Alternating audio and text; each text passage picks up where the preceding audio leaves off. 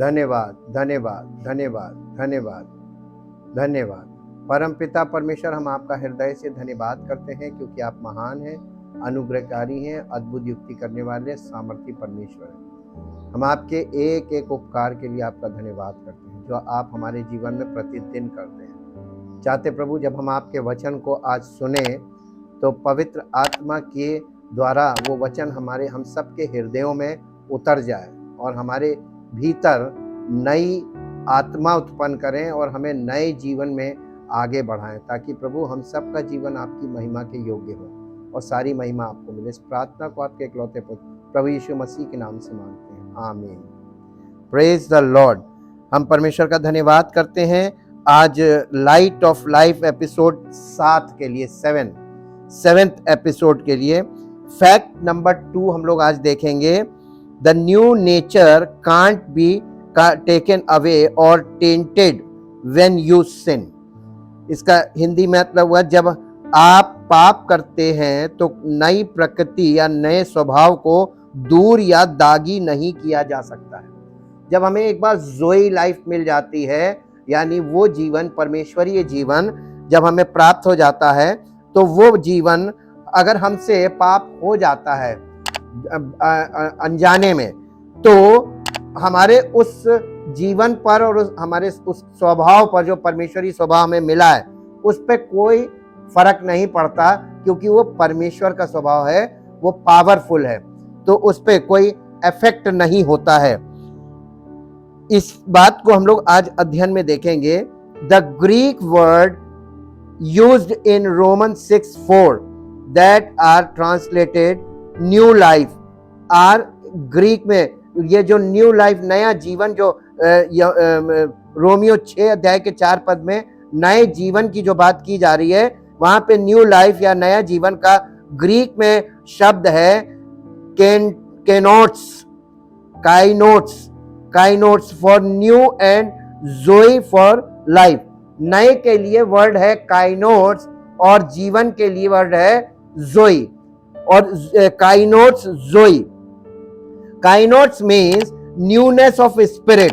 काइनोट्स का मतलब होता है नई आत्मा, नई आत्मा। This is not like when I get a new pair of shoes, but when you see me in a year they are no longer new shoes. ये ऐसा नहीं है, एक उदाहरण देकर बताया जा रहा है। ये जो नया जीवन हमको मिलता है, ज़ोई लाइफ, ये ऐसा जीवन नहीं है कि जैसे आपने एक जोड़ी जूता खरीदा और हमने आपके नए जूते देखे और 1 साल बाद जब हम आपको उन्हीं जूतों में देखते तो वो जूते पुराने हो जाते हैं। ये जीवन ऐसा नहीं है। ज़ोई लाइफ इस तरीके की नहीं है कि आज मिली और कल पुरानी हो गई। ये इसकी विशेषता ये है कि ये प्रतिदिन नई होती जाती है। नया जीवन हमारा प्रतिदिन नया होता जाता है। That type of newness is captured in the Greek word Nios. इस तरीके के, जैसे जूता नया लिया, साल भर बाद पुराना हो गया, इस तरीके के नएपन के लिए ग्रीक में जो वर्ड इस्तेमाल किया जाता है वो है नियोस। लेकिन यहाँ पर नियोस की नहीं बात की जा रही है, यहाँ पे काइनोट्स की बात की जा रही है, जिसका मतलब होता है नई आत्मा। Which is a type of new that fades away and dies over time. ये जो नियोस वर्ड है, ये वो नयापन है जो आज नया है और कल पुराना होके मिट जाएगा। ये वो वाला नयापन नहीं है। Connotes is word that denotes something that is a different substance of something else। ये काइनोट्स का मतलब है कि वो नयापन जो किसी और पदार्थ का हो, मानव जीवन से नहीं है, मानव का कोई पदार्थ नहीं है, वो परमेश्वर का अंश है और वो अंश हमारे अंदर आता है, वो हमें नया करता है। It is that which replaces the old, obsolete and something that is better। वो हमारा जीवन, जो हमारा पुराना स्वभाव है, जो दिन प्रतिदिन जीर्ण होता जाता है, पुराना और घिसा पिटा होने लगता है, उसको दूर करके वो हमको एक ऐसा स्वभाव देता है हम जिससे हमारा जीवन प्रतिदिन नया होता जाए, हमारा स्वभाव भी नया होता जाए, और ये उससे जो पुराना स्वभाव है उससे ज्यादा बेटर है, सुपीरियर है और बहुत ज्यादा एडवांस है। तो जब आप स्पिरिचुअल लाइफ आपके अंदर आती है, जोई लाइफ, तो आपको बहुत एडवांस कर देती है। एडवांस का मतलब आपकी सोच आधुनिक सोच हो जाती है, ये परंपरागत सोच खत्म हो जाती है आपके अंदर से, आप आधुनिक सोच रखने लगते हैं, और इसलिए आधुनिक युग में आप बहुत अच्छी तरीके से उन्नति के साथ आगे बढ़ सकते हैं। फॉर एग्जाम्पल, हम एग्जाम्पल में देखेंगे, for example, compare to the typewriter and the computer is a new way to print word. यानी एक टाइपराइटर हुआ करता था पहले जमाने में, जिससे शब्दों को छापा जाता था, लेकिन उसकी जगह आज क्या आ गया, कंप्यूटर आ गया। तो कंप्यूटर उससे ज्यादा अच्छे और साफ और बढ़िया, और उसमें कंप्यूटर में केवल टाइपिंग नहीं, ढेर सारे काम एक साथ हो जाते हैं। तो वो इसी तरीके से जोई लाइफ है। पुराना जीवन हमारा समझ लीजिए टाइपराइटर की तरह है, और नया स्वभाव जो हमको दिया जा रहा है वो एक कंप्यूटर की तरह है, मोस्ट एडवांस। और इस एडवांस लाइफ में हम और उन्नति में आगे जाते हैं। और इसी प्रकार से हम देखते हैं, for life Paul use the word जोई। यहाँ पे पौलुस रोमियो 6 अध्याय के 4 पद में पौलुस जीवन जो वर्ड आ रहा है, जीवन की बात कर रहा है, वो जीवन जोई लाइफ है। जोई लाइफ जो परमेश्वर की ओर से हमें नया जीवन प्राप्त होता है बॉर्न अगेन के समय। जोई, वर्ड जोई rather than the word BIOS.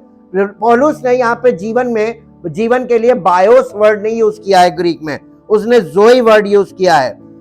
Refers to the type of life that is observable on the outside which you can record. It's where we get our English word biography. Zoe, however, refers to a metaphysical life. ये जो BIOS life है, BIOS life से biography बनती है। आपने देखा होगा लोगों की जीवन गाथा, किसी का आप जीवन के बारे में जब वो कोई पढ़ते एक पुस्तक कि उनका जीवन, पूरा जीवन में उन्होंने क्या क्या किया, महापुरुषों के बारे में लोग उनकी बायोग्राफी को पढ़ते हैं। बायोग्राफी का मतलब उनके जीवन काल में क्या क्या उन्होंने किया, लेकिन बायोस लाइफ में। लेकिन जोई लाइफ जो है, जोई लाइफ मेटाफिजिकल लाइफ है, metaphysical life and new way. ये एक नया जीवन है और नए प्रकार का जीवन है, और इस जीवन को हम और आप जब प्राप्त करते हैं तभी हम इस चीज को समझ पाते हैं। और ये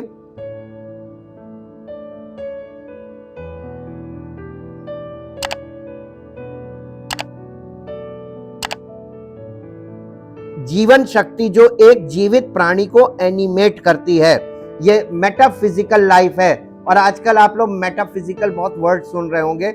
आप फेसबुक वाले क्या कर रहे हैं, उन्होंने उसका नाम मेटा कर दिया, मेटाफिजिकल वर्ड है। इसलिए रोमियो 6 अध्याय 4 पद एक बार पढ़ दीजिए, रोमियो की पत्री उसका 6 अध्याय और उसका 4 पद। अतः उस मृत्यु का बपतिस्मा पाने से हम उसके साथ गाड़े गए हैं, ताकि जैसे मसीह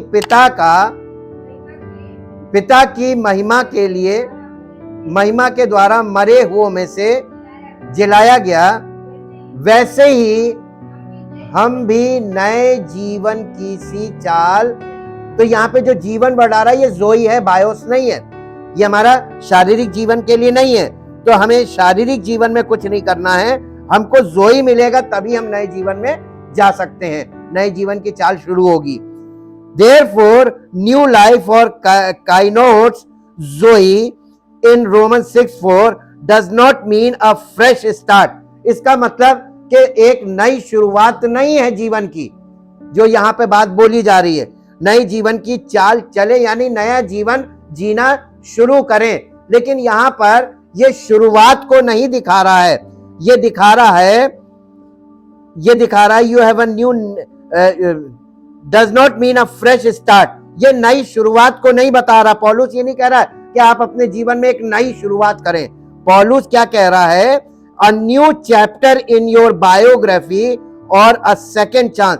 वो ये नहीं कह रहा कि आपके जीवन में एक नया अध्याय जोड़ लो, या आपको एक नया यानी सेकेंड चांस दिया जा रहा है, एक और मौका दिया जा रहा है, ऐसी बात वो नहीं कह रहा है। It means you have a new name written in an entirely different book. वो ये कहना मांग रहा है,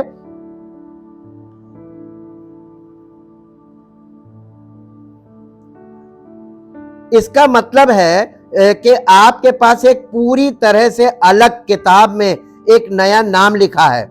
आप पूर्व के बेहतर संस्करण नहीं है, यानी आप पुरानी लाइफ में अब जो ही आपको मिल गया अब नया एडिशन, ऐसा नहीं है।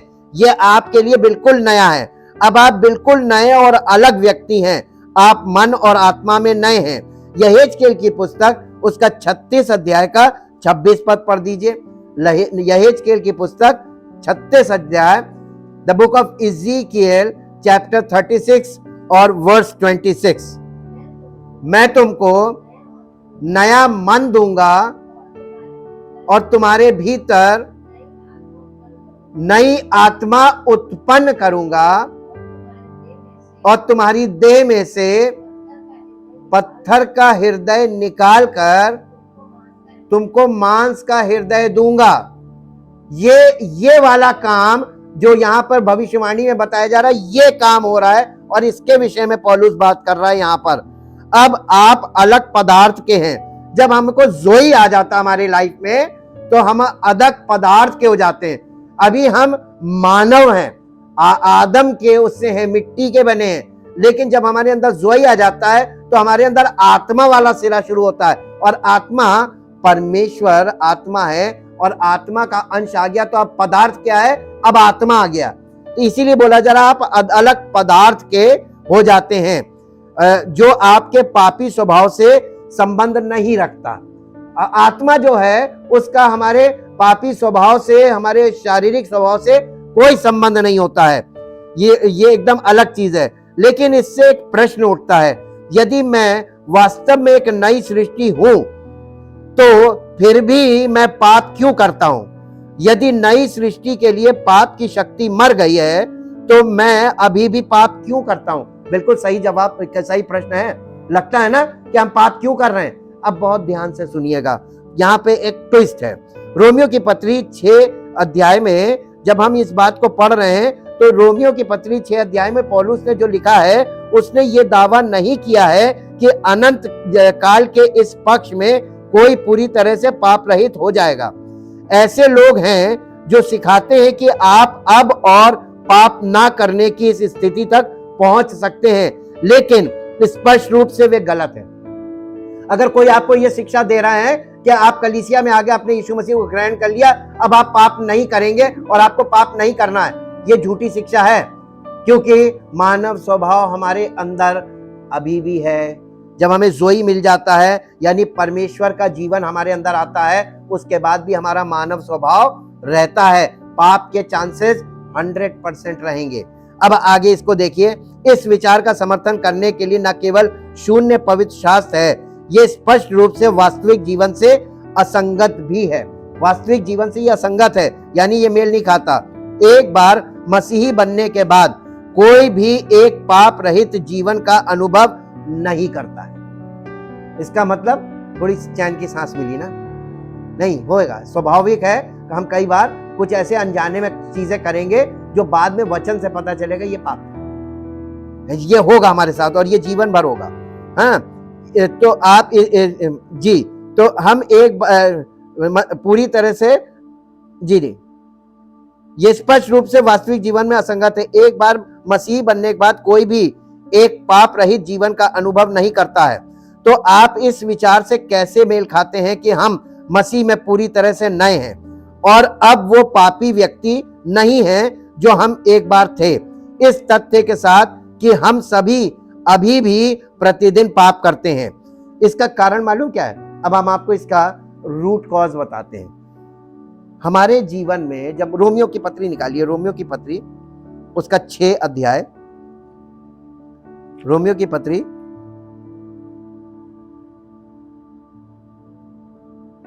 उसका 6 अध्याय, उसका पहला और दूसरा पद पढ़िए।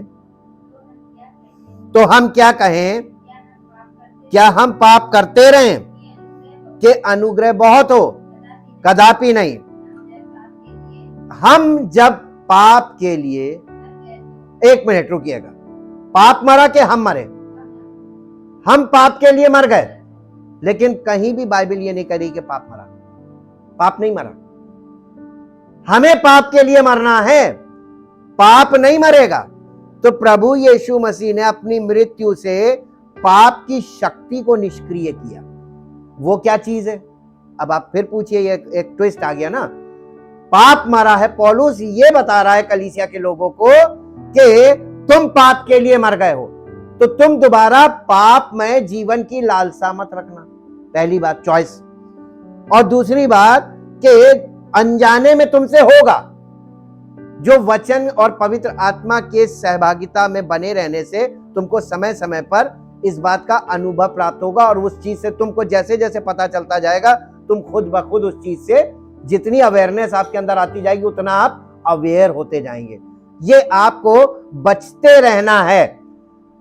100% आप पाप से दूर नहीं रह सकते। इसीलिए पौलुस ने कहा था कि यदि हम अपने आप को एकदम किसी की भी संगति ना करना, वहां मत जाना, यहां मत जाना, तो उसने पौलुस ने कहा इस तरीके से तुम्हें संसार से बाहर निकल जाना पड़ेगा। लेकिन आपको संसार में जीवन बिताना है, परमेश्वर की सेवा करनी है, मसीह के गवाह बनना है, मसीह की महिमा आपके जीवन से प्रकट होनी है, तो आपको इसी संसार में कैसे पाप से सुरक्षित रहकर जीवन व्यतीत करना है, जोई लाइफ को।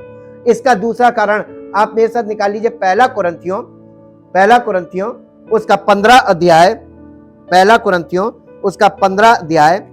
पाप की शक्ति क्या है? प्रभु यीशु मसीह ने पाप की शक्ति को निष्क्रिय किया था।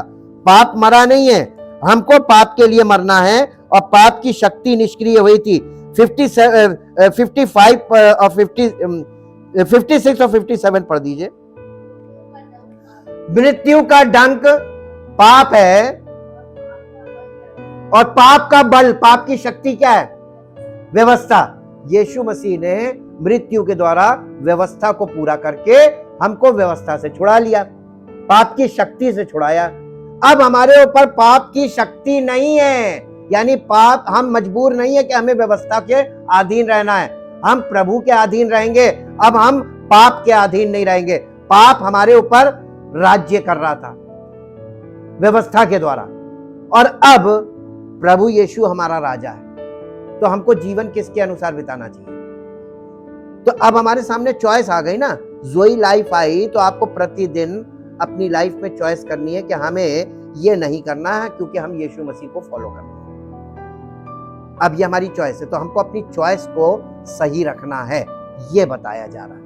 परम पिता परमेश्वर, हम आपका हृदय से धन्यवाद करते हैं, क्योंकि आप अद्भुत युक्ति करने वाले, अद्भुत सामर्थ के काम करने वाले, और हमें नए सिरे से नया जीवन में प्रवेश देने वाले, हमें नया बनाने वाले, भीतरी मनुष्यत्व को नया करने वाले, और बड़े सामर्थ के काम हमारे जीवन में करने वाले केवल आप हैं। और हम अपने आप को आपको समर्पित करते हैं, और चाहते प्यारे प्रभु, हमारे कुछ किए से हम नए हो ही नहीं सकते, क्योंकि हम कार्य करते हैं शरीर से, शरीर के द्वारा, लेकिन आप कार्य करते हैं पवित्र आत्मा के द्वारा, और हमारे भीतरी मनुष्यत्व में करते हैं, हमारे स्वभाव में आप कार्य करते हैं। जहां पर हाथ किसी मनुष्य का हाथ नहीं जा सकता, आप पवित्र आत्मा के द्वारा हमारे भीतरी मनुष्यत्व में कार्य करते हैं, और हमें भीतरी मनुष्यत्व से नया करते हैं, ताकि हम नई सृष्टि बनकर आपकी महिमा का कारण बने। इसके लिए हम आपका धन्यवाद करते चाहते प्रभु, आपका पवित्र आत्मा हमारे जीवन में, भीतरी मनुष्यत्व में ऐसा कार्य करे, हमें भीतर से नई सृष्टि करे, और प्रकट करके हमें सबके बीच में अपनी महिमा का कारण बनाए, ताकि सारी महिमा आपको मिले। इस प्रार्थना को आपके इकलौते पुत्र प्रभु यीशु मसीह के नाम से मांगते हैं, आमीन। Praise the Lord. परमेश्वर आप सबको आशीष दे।